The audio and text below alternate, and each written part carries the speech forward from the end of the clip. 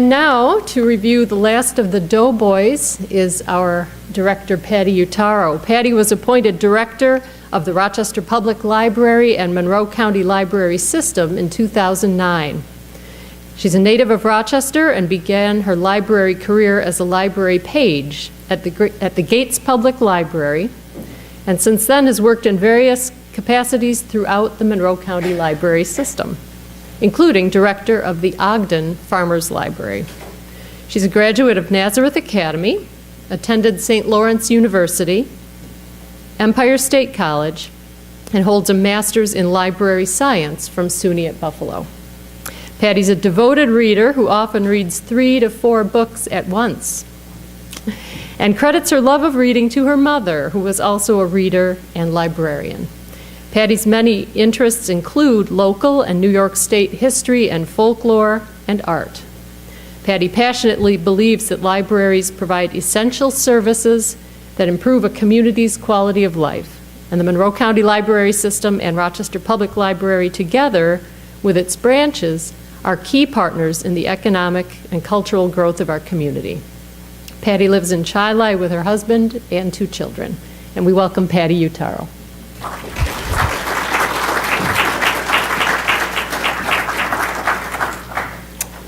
Good afternoon. Thank you for having me here today. This appearance has been under discussion with the Friends for quite some time, so I'm very happy to finally be standing in front of you and have the opportunity to review a book. And I want to begin by telling you that I'm no expert on World War I, which is the focus of the last of the Doughboys, but I do know a thing or two about the power of storytelling, and that's really what I want to discuss with you today in regards to this book. In 1999, I was appointed director of the Ogden Library in Spencerport, and at that time I met a woman, Mary Giroux, who showed me how powerful and important stories are to the history of things and people and places. And I know some of you in the audience are historians who also believe that and know that to be true. With Mary's encouragement and constant nudging, I spent about the next 8 years listening to and researching and recording stories that would typically not be included in history books that you would use in school or that you might see advertised on the news or in Time magazine, but stories which formed the basis of a very rich history for that community. And that richness of story is what shines through in Last of the Doughboys. My knowledge of World War I, as I said, is not terribly extensive. It's based on, shaped by the usual history classes that we've all gone through in school. Movies like Sergeant York. Any Sergeant York fans in the audience? Yes, my husband's favorite movie. And some very well-written novels about World War I. I'm a novel reader primarily. I don't read a lot of nonfiction. All Quiet on the Western Front is certainly one of the most powerful books ever written about World War I. If you haven't read it, or if you haven't read it in many years, I would recommend that you borrow that from the library and submerge yourself in that for a little while. What was left out of those history books is the human experience very often. Richard Rubin attempts to convey that experience through his interviews with surviving World War I veterans. And he devoted a good decade or more to tracking down World War I veterans throughout the late 90s, early 2000s. And he found, quite surprisingly, a remarkable number of them still living, every one of them older than 100 years old. So he not only had the opportunity to speak with men and women who saw and lived through some of the most amazing changes in the 20th century, but he had the opportunity to hear about their war experiences firsthand. As I was preparing this book, or this talk, and marking up the book, as you can see, I realized that I can't possibly touch on all of the stories that are included here. So I've selected a few of the outstanding stories, the ones that really resonated with me, from both men and women. And I'll share those with you today, because I think that will really give you a better sense of what the book is all about. How many of you have actually read the book or are reading it now? A few of you? Okay. I've also taken the opportunity today to bring along my colleagues from the local history department at the Central Library, Bob Scheffel and Sherry Christ. Can you stand? And they have made some selections from the library's collection of World War I materials. So these will be available for Bob and Sherry to talk about a little bit towards the end of this talk, and also for you to look at. I wanted to tie this to the remarkably rich collections that we have in the library to underscore the importance of what libraries do in recording the history of a community. So there's some very interesting things up here for you. If you do come up and look, I would ask that you leave food and drink at your places. Richard Rubin began this exercise by asking each veteran why they joined up. He had a set of common questions that he talked about with each of them. And you might imagine that he experienced a wide range of faculties when he met with these people. You know, keep in mind, these were all men and women older than 100 years old. Some had had experienced a lot of difficulty in their lives. Others had maintained tremendous health. You know, he also asked why they think they lived so long.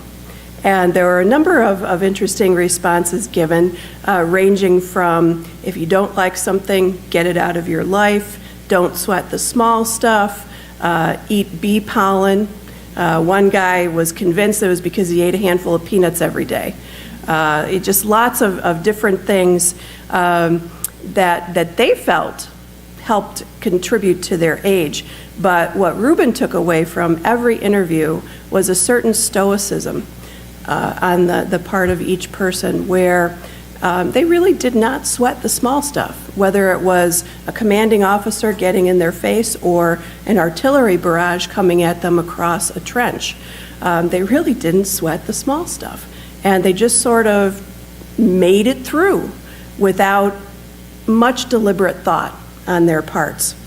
There are a number of really interesting anecdotes and interviews within the book, but I've selected a few that I wanted to share with you. And the first one is from a man named Anthony Piero, who was in the Army. And I want to share with you a story that gives you an idea of what the soldiers were faced with when they were asked to join up for the First World War. Horses run through just about all of Anthony Piero's memories of the war. If you ever need a quick way to remind yourself how long ago the First World War happened and how much the world has changed since then, think about this. There were still horses everywhere, carrying scouts, towing heavy artillery from place to place, and pulling supply wagons. By the next big war, they were almost all but gone. In World War I, horses were essential, and they weren't sheltered. They were kept far behind the lines or consigned to light work. They were in the thick of it, often getting killed and even occasionally doing the killing. Some of them were wild, Anthony Piero recalled, and the city kids. Anthony was a country boy. The city kids, they didn't know anything about a horse or anything at all. No, they couldn't even mount a horse. They had to crawl up there like a cat. This is not a good way to approach a horse, especially one that has already been rendered skittish by a steady diet of bursting shells. If he can't see you or who it is, he'll kick you. And one city kid in Private Piero's unit learned this lesson too late. He goes and puts his hand on the back part of the horse, Mr. Piero recalled. The horse didn't see him in the front, so, he killed him. So whenever you want to caress a horse, you go to the neck and you stay there. Yeah, animals I learned a lesson. Rubin records the interviews with each person as they're spoken. You know, he doesn't dress it up, he doesn't revise, he doesn't rewrite. So you get a sense of their language, their inflections, their use of archaic expressions, and that's something that Rubin talks about quite a lot. He'll often point out when a veteran uses an archaic pronunciation. For example, he talks about one soldier who pronounced Verdun as Verdun. He talks a lot about New England inflections and how the Yankee division sent over to France was filled with boys from Connecticut and Rhode Island and Maine and Massachusetts. When they got there, they had a very difficult time understanding their British counterparts, and their British counterparts had a tremendous difficulty understanding them because of the way they spoke. When I talked a little bit earlier about the attitude that some of these men have about live and let live, where they just sort of drifted through and didn't really think about what they were doing. I have an example of a story that happened to Anthony Pierrot regarding an artillery shell. And he told Reuben, I had one tree that I used to duck underneath. And one day, like that unfortunate horse, this tree saved his life. I was lucky, he said. I was ducking underneath a tree. It got hit, but the shell didn't explode. He turned his gaze toward the ceiling and said in the voice of a 22-year-old private, "Oh boy, thank you, God." The incoming shell had gotten caught in the tree's branches. If it had hit the trunk or passed through and hit the ground below, it would have killed him, but it didn't. That's what saved me, he told me. It was a tree. The shell landed in the tree and it didn't explode. Private Pierrot knew how lucky he was and immediately ran to find his captain, hunkering down in a dugout, and told him the story. The captain just looked at Private Pierrot and said, "Bring it over here." Okay? The unexploded shell. Anthony Pierrot couldn't believe what he was hearing, but an order is an order. Any military people in the audience? An order is an order, right? So I brung it over, he recalled. He ran back to that tree, climbed up, retrieved the unexploded shell, and carried it, oh boy, nice and easy. If the thing went off, I wouldn't be here telling you this, to the captain's dugout. And the captain, seeing the private return to the dugout carrying a live shell, must have been just as stunned as the private had been when the captain had ordered him to fetch it from the tree. Perhaps the order had been merely a joke that was a shade too subtle. "Here's the shell," Pierrot said to the wide-eyed captain. The captain's response, he recalled, was to cry, "Get it out of here. Take it away from here right now." The next person I wanted to talk about is a very interesting man. His name is Arthur Guy Empey. And I have to tell you, after reading his story here and reading through this book, he had to be one of the most unlucky guys to get out of World War I. He always seemed to be in the wrong place at the wrong time. He was described as a very small man in stature, but when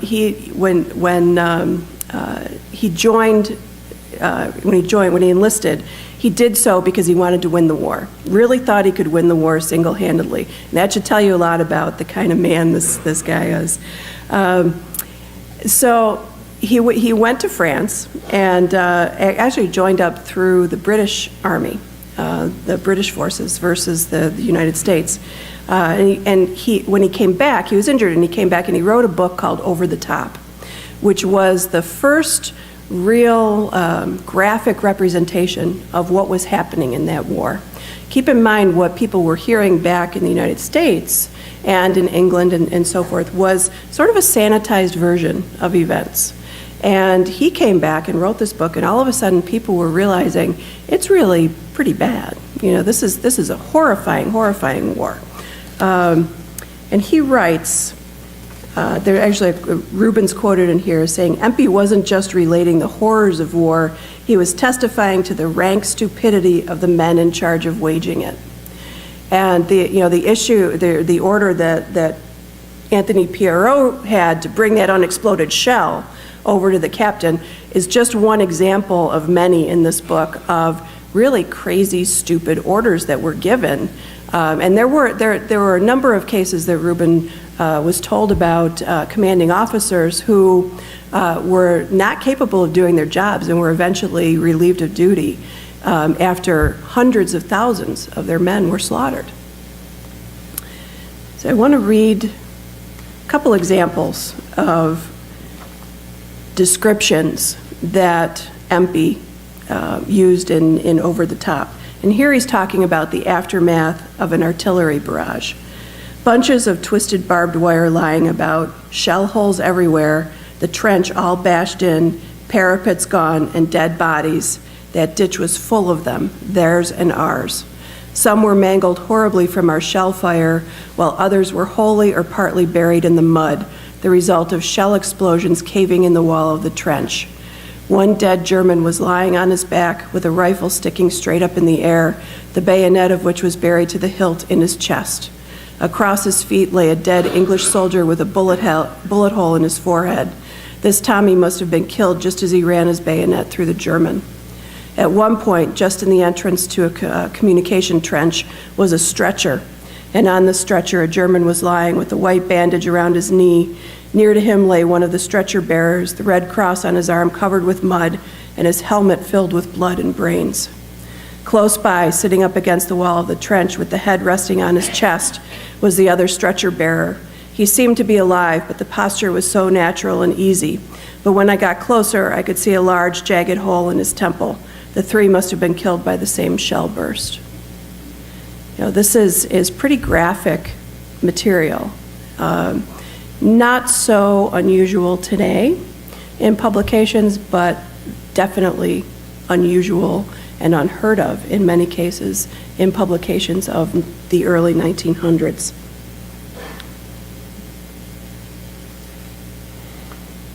One of the interesting things about Arthur Gyampe is that he was the first veteran who talked to Reuben, who really talked about humanizing the German, humanizing the enemy.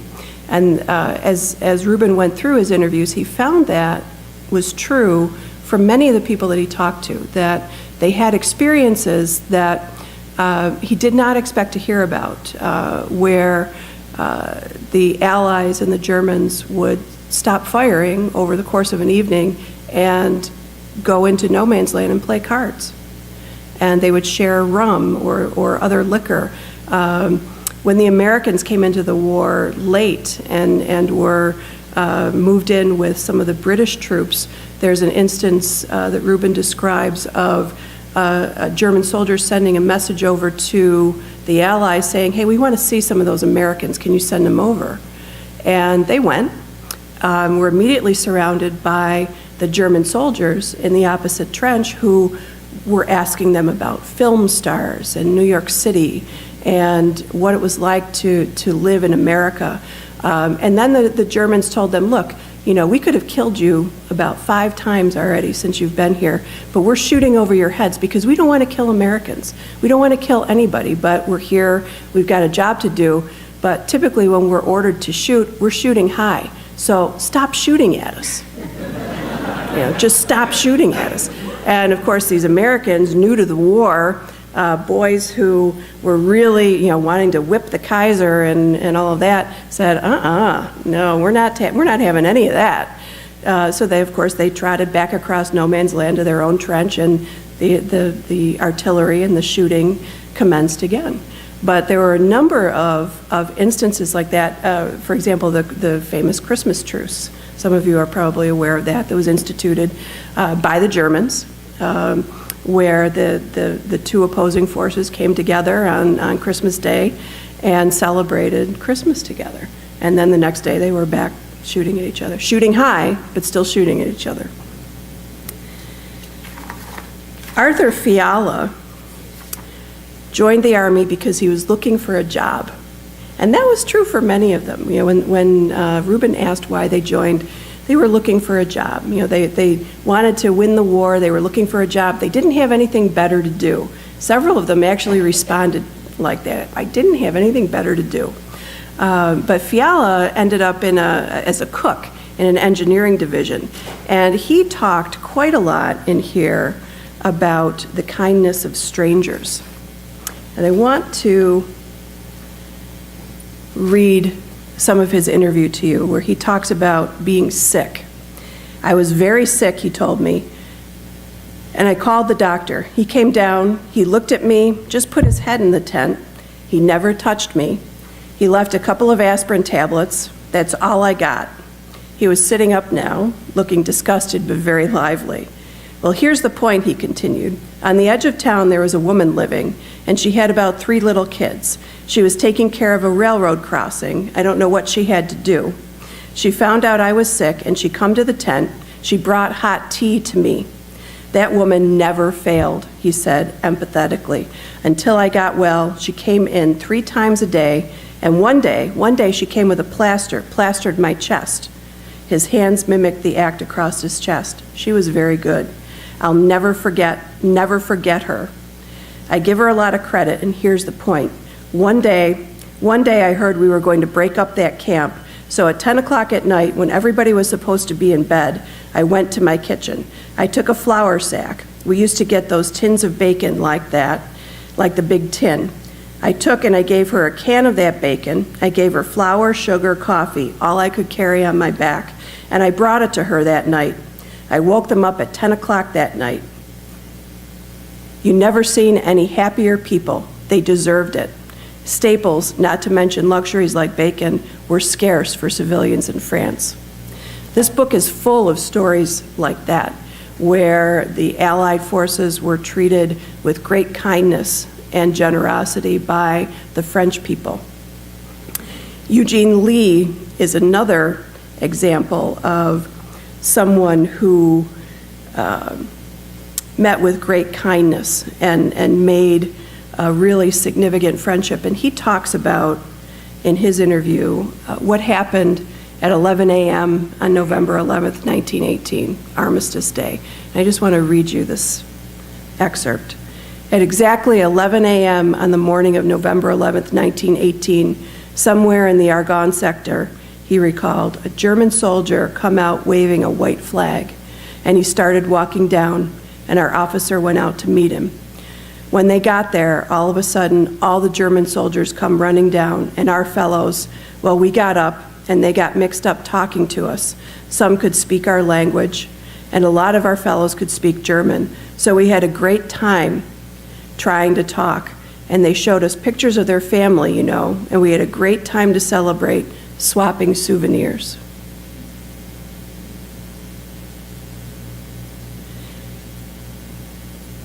If that's one thing that you take away from this book, it's that the men who were fighting in this war on both sides, the majority of them seemed to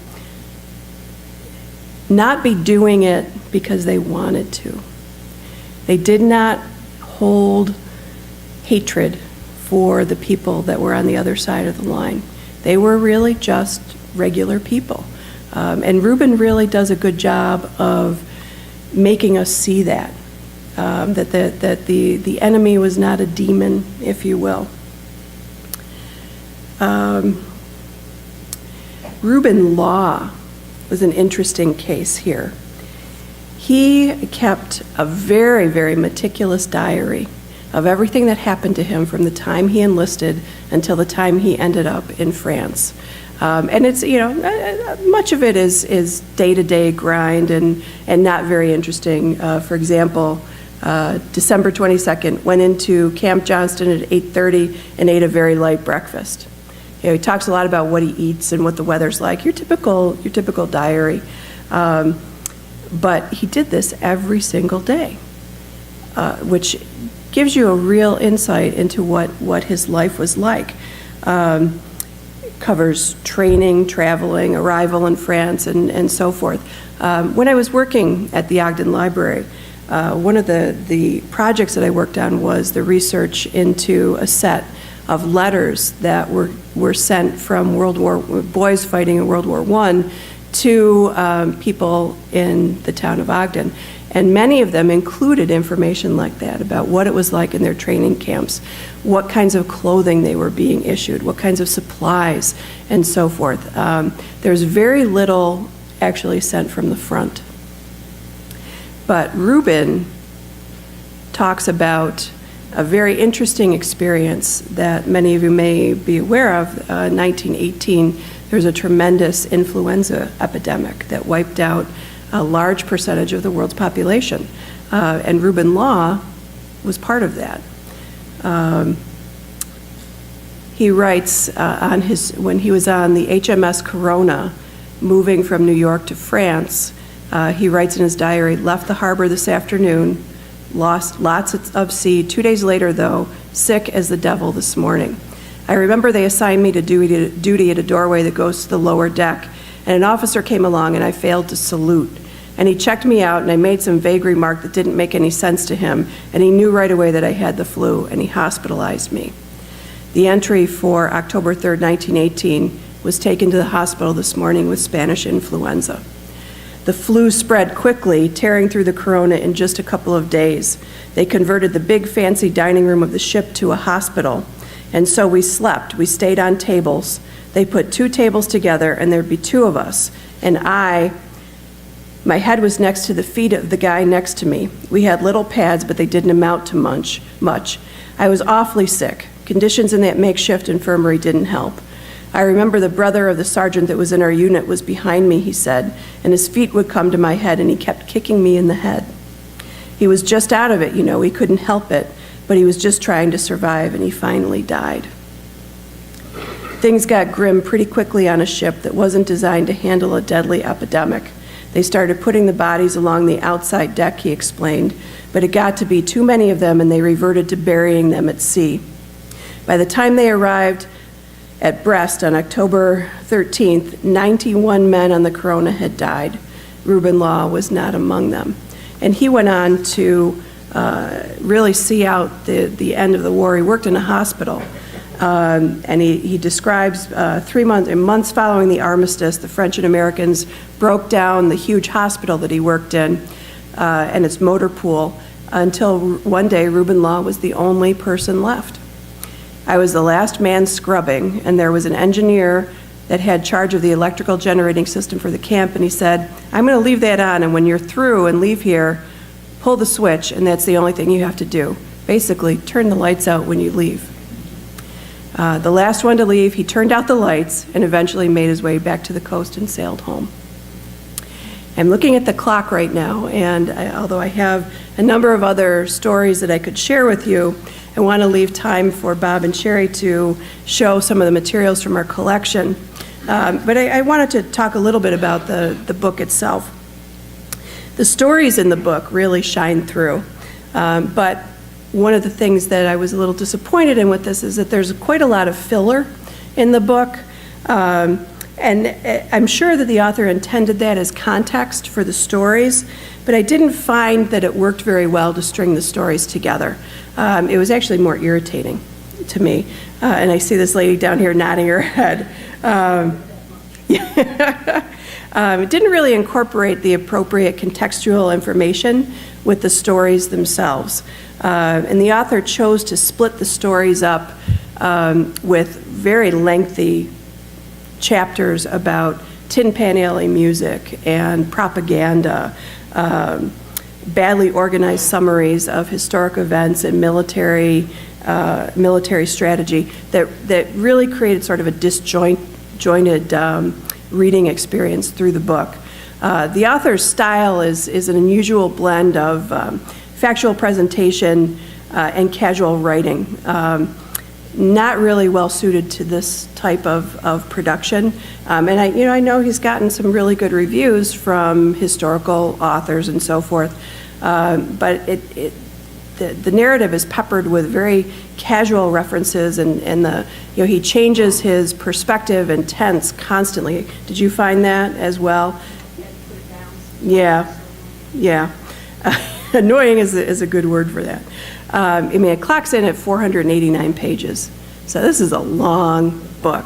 But I think if this were stripped down and all that filler was stripped out and he let the stories stand on their own, this would be a very, very powerful book.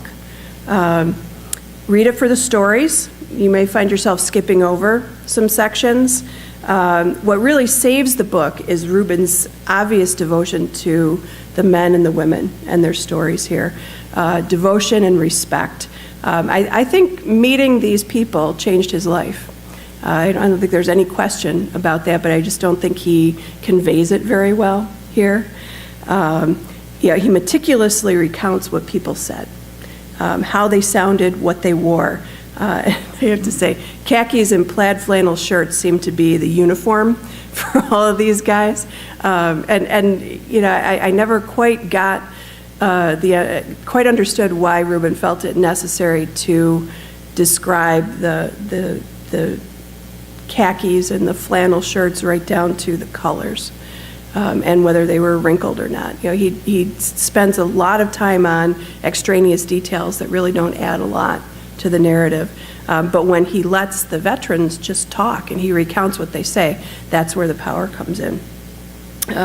He probed for their stories about the war, but he also succeeded in preserving information about their lives. I mean, some of these men led some really amazing lives, very healthy men and women. One guy he's described as visiting his grandson in Japan at the age of 95 and then stopping off in Hawaii to boogie board on his way back to the United States. And he went on to live to be like 111 years old.